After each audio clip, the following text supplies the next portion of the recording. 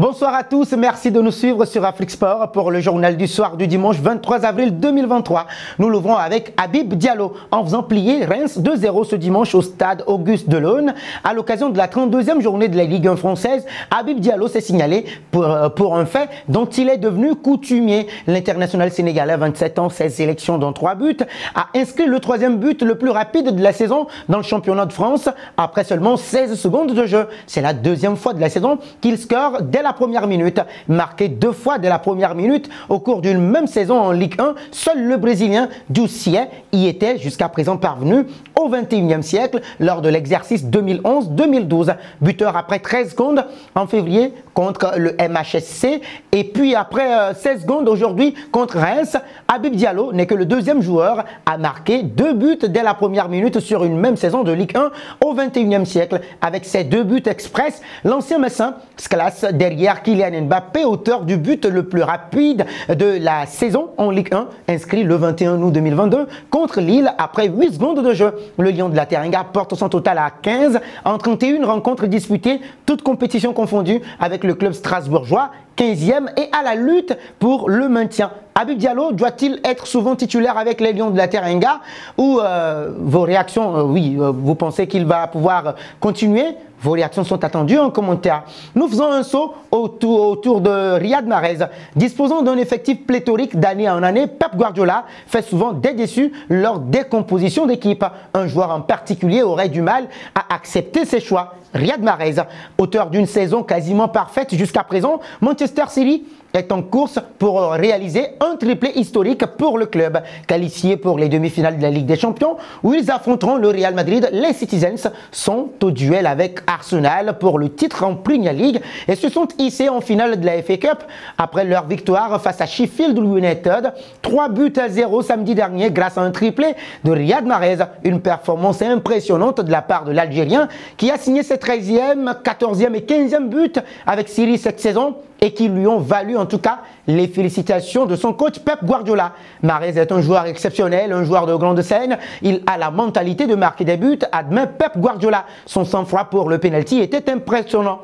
Il aime jouer au football et il a donné beaucoup de choses ces dernières années et espérons-le plus à l'avenir. Un talent que l'ancien de Leicester n'est toujours pas en mesure d'exprimer puisqu'il est régulièrement cantonné à un rôle de joker de luxe. Alors, lors de la double confrontation face au Bayern Munich, il n'a même pas foulé la pelouse une seule minute. De quoi frustrer le milieu offensif comme l'expliquait Pep Guardiola à la presse. Mahrez est grincheux avec moi quand il ne joue pas et tout le monde le sait. Il me le fait remarquer quand il n'est pas content. Entre 9 matchs disputés, toutes compétitions confondues, il a inscrit 15 buts et délivré 8 passes décisives. Dans la mesure où Manchester City est encore présent sur les 3 tableaux, l'Algérien devrait tout de même avoir un temps de jeu conséquent en cette fin de saison. Riyad Mahrez mérite-t-il plus de temps de jeu selon vous ? Ou doit-il quitter Manchester City à la fin de la saison? Dites-le nous en commentaire. Nous enchaînons avec le FC Barcelone qui a pris le meilleur sur l'Atlético de Madrid 1-0 ce dimanche au Nou Camp dans le cadre de la 30e journée de Liga. Sous le soleil de la Catalogne, c'est le Barça qui a pris le meilleur sur l'Atlético avec une courte victoire mais précieuse. 1-0 servi par Rafinha, auteur d'un superbe match. Ferran Torres a inscrit l'unique but de la partie à la 44e minute de jeu, juste avant la mi-temps d'un plat du pied, sécurité du pied droit tout simplement. Alors, après 3 matchs sans victoire et surtout sans marquer, le club catalan renoue donc avec le succès et accentue son avance en tête de la Liga avec 76 points, soit 11 de plus que le Real Madrid, son dauphin. En face, l'Atlético de Madrid n'a pas démérité. Dans une forme étincelante avec les Colchoneros, Antoine Griezmann repart frustré après avoir touché la barre transversale de Marc-André Ter Stegen au bout de 45 secondes de jeu seulement. L'attaquant international français, 119 sélections, 43 buts de 32 ans, a ensuite buté sur le portier allemand du Barça, auteur d'un joli arrêt sur sa frappe du pied gauche. Filons au Portugal. Pepe, en tout cas 40 ans, portera les couleurs du FC Porto une saison de plus. Le défenseur portugais a prolongé son contrat jusqu'en juin 2024, a annoncé le club dimanche. Pepe et le FC Porto ont réalisé un souhait réciproque, a indiqué l'équipe du nord du Portugal dans un communiqué. C'est un club et une ville que j'adore et j'espère poursuivre pouvoir continuer et contribuer cette année avec mon travail à obtenir deux nouveaux titres, à commenter le défenseur central champion d'Europe 2016 avec la Seleção portugaise. Le triple vainqueur de la Ligue des Champions avec le Real Madrid est revenu à Porto en janvier 2019. Il avait effectué un premier passage au club 2004-2007.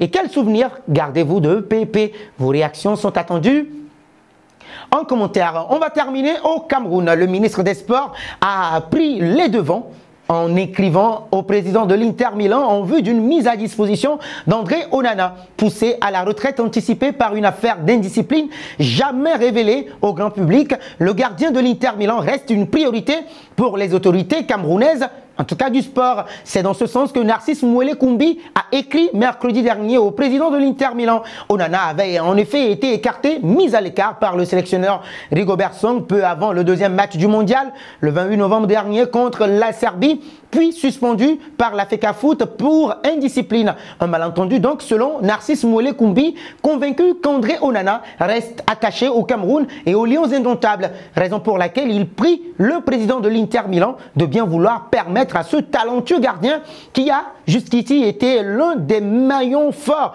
de cette équipe d'assouvir son désir de continuer à représenter son pays d'origine et à faire rêver des millions de compatriotes en le mettant à la disposition des Lions indomptables dès que besoin sera, alors que sa suspension n'a jamais été levée par la FECAFOOT. C'est la fin de ce journal que nous refermons avec la question du jour. Pensez-vous qu'André Onana doit revenir en sélection nationale du Cameroun? Vos réponses sont attendues en commentaire. Mais avant, n'hésitez surtout pas de vous abonner sur cette chaîne et d'actionner la cloche de notification pour ne rien manquer du football continental et international.